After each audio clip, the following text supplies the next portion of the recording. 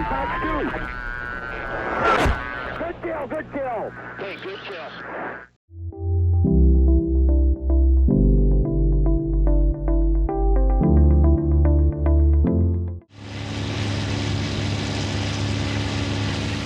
Hey guys, welcome back to another video. We're here in the YAK-9 here today, and I have a 37mm cannon, which I plan to use on this.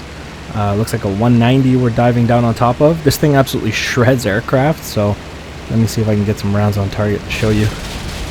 There it goes. I hit his tail and it's gone. You see, it's like popped his tail right off.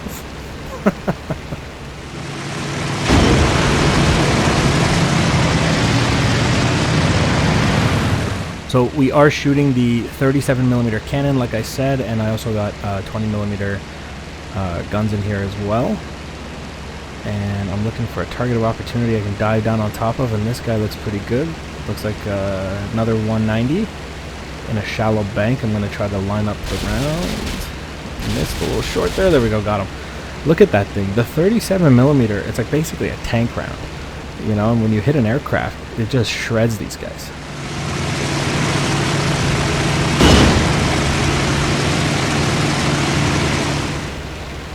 I quite enjoy the YAK series with IL-2 Sturmovik here. I definitely recommend you guys check it out.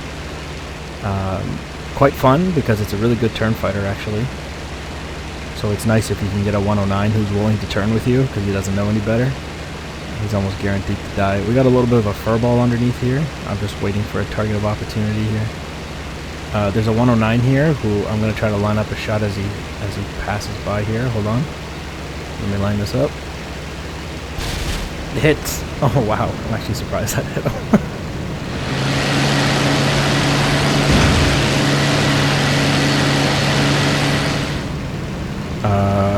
He's like kind of diving away now. That might be it for him. That's all it took. 37mm is brutal, man. That's what it does. One hit and you're done. We got a couple of aircraft here on a landing approach. And I'm hoping that they don't see me as I come in. They're just flying straight. Very easy kill. And it looks like... yeah, he saw me. I'll go for this guy. And he saw me as well. And I'm too fast anyway. The aspect's too high. So we'll climb. It's not a good approach. But I have a tremendous amount of energy over these guys. So I'm just going to get higher than them. And then just boom and zoom. And look at him. He's trying to turn fight me. Which is not advisable against the YAK, but I also have so much energy I gotta be careful with that. So I'm just using a little bit of vertical to fix the displacement until I can get a low aspect shot behind him. Here we go. Pulling a little bit of G's here. And panic is gonna start setting in here for this 109. Come on, he thinks he can outturn me. I'm just too fast. Pilot's really fighting the G's here. Come on. 109 is panicking. 109 is dead. Absolutely folded that guy. 37mm is a brutal round, man.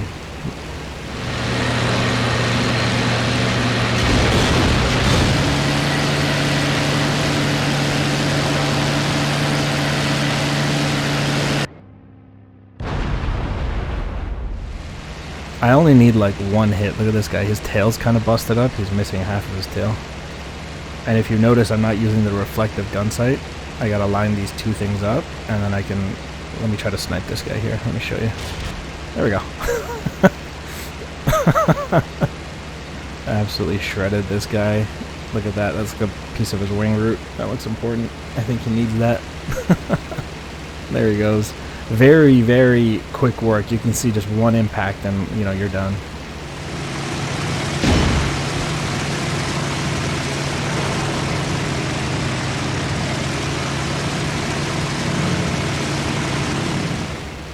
Now, I assume this 37mm was intended for ships, tanks, and bombers. So I'm going to try to use it on a bomber here and see the effect that it has. Let me just line this guy up here. This HE-111. Ooh. Oh, wow. Nice. I think I like. Yeah, definitely intended for bombers. One pass and you take out a bomber. That's not bad, man. You know, and it's a 37mm, but it still doesn't quite pack the punch of a Tempest, I feel.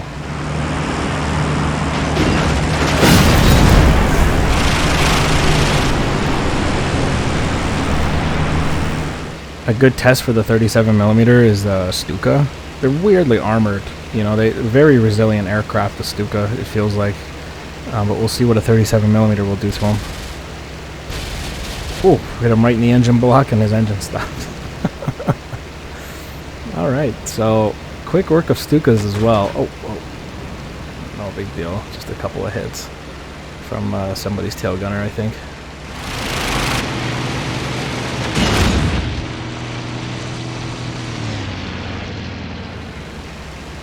Look at this guy. He's trying to extend away. He's in big doo-doo here.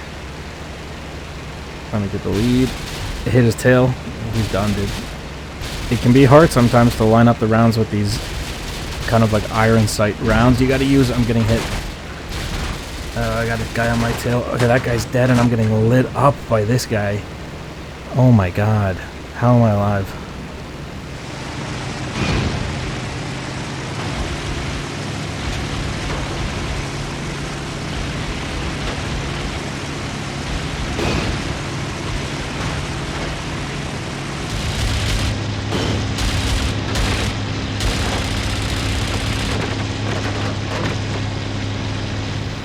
Surprisingly, not that much damage on this thing. I think components of the Yak were made of wood too, so unless he managed to hit my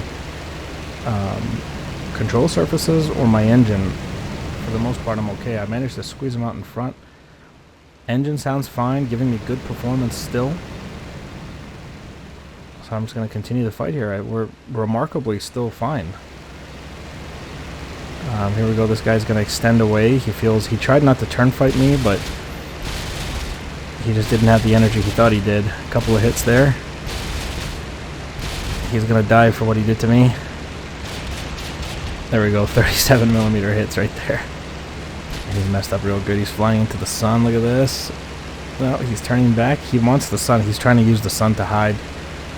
It's not a bad idea, actually. How did I miss that? Closure's too high. Still couldn't hit him. Good work with the sun there.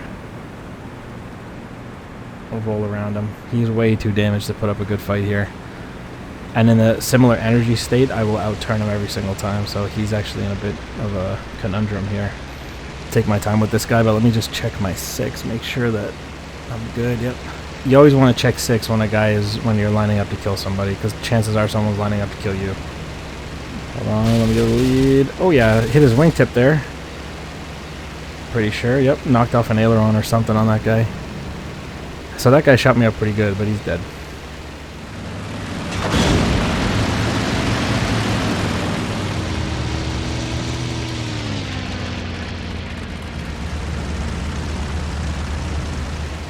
And I imagine an aircraft that was taking out Stukas was actually pretty valuable to the Soviets back then. Because I believe the Stuka was pretty active on the Eastern Front there. And like I said, they're strangely difficult to take down if you don't have proper cannons. And the Soviets were kind of famous for underpacking the explosives in their cannon shells. Good hits on that guy. He's done. He's done, right? No, he just took that. Oh my god. See, I told you, these guys are resilient. He just ate all that. Oh no, he didn't. Never mind, he died.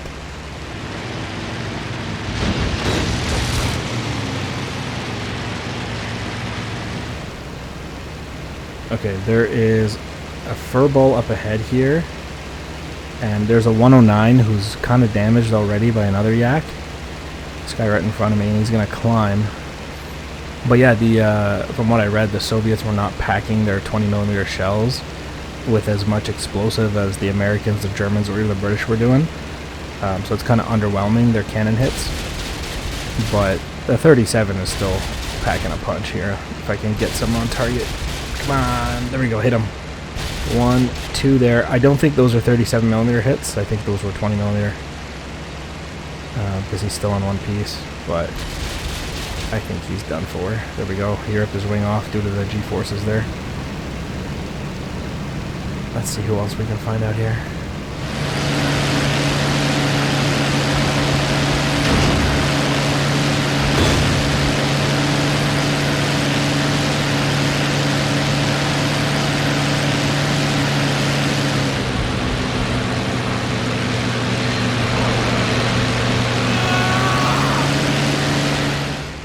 There's a Stuka down here who wants to find out what's up. He's broken away from his formation. He thinks he's fancy. Let me line this up.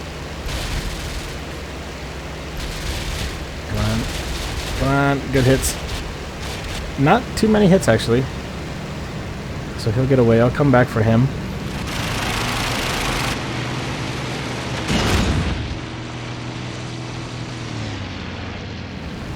So if you've noticed, once again, I think I mentioned this earlier, but I'm not using the reflective sight.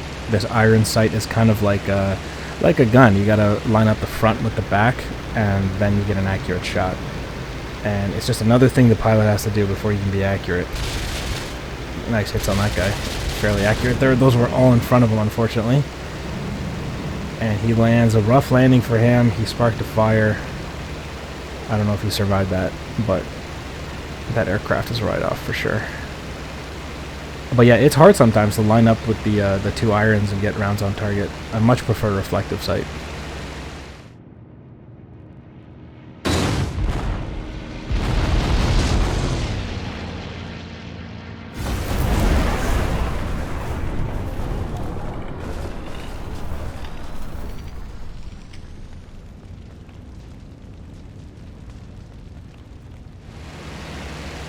There's a Stuka in the distance here who's been hit, and he's trying to keep his aircraft in the air, but he keeps going up and coming down and going up and coming down. I think he's got some issues with his flight surfaces.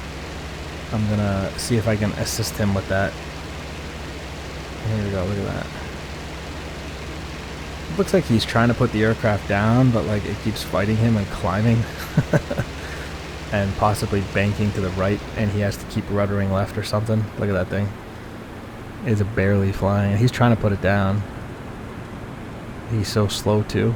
I'm gonna have to climb a little here. We already cut the engine power. And let me see if I can assist this German pilot in putting his aircraft down. I think he just needs a removal of maybe his right wing might help. Oh, okay, hold on. Let me see if I can line it up. Come on now. There we go. Oh, I got the tip. Alright, that's good. Look, that helped. Right? You're welcome.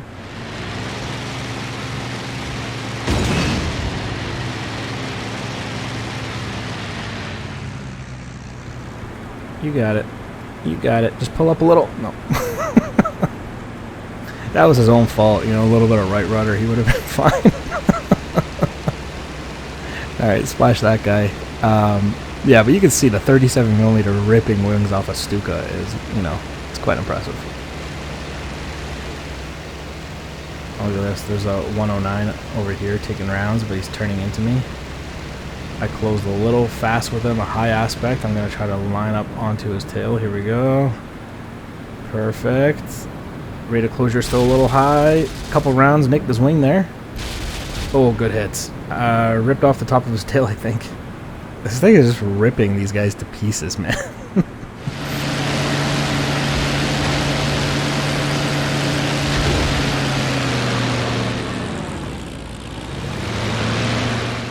See what this guy's big idea is with his no tail, what he's gonna do from here. He's still taking rounds from other yaks. Like, just bail out, man. You can't fly that thing without a tail. Yeah, look at him, he's spinning out. Alright, but I think maybe it's time we head home and get out of here. I've got quite a few kills, quite a few missions here today. I'm pretty happy with it. Let's get out of here.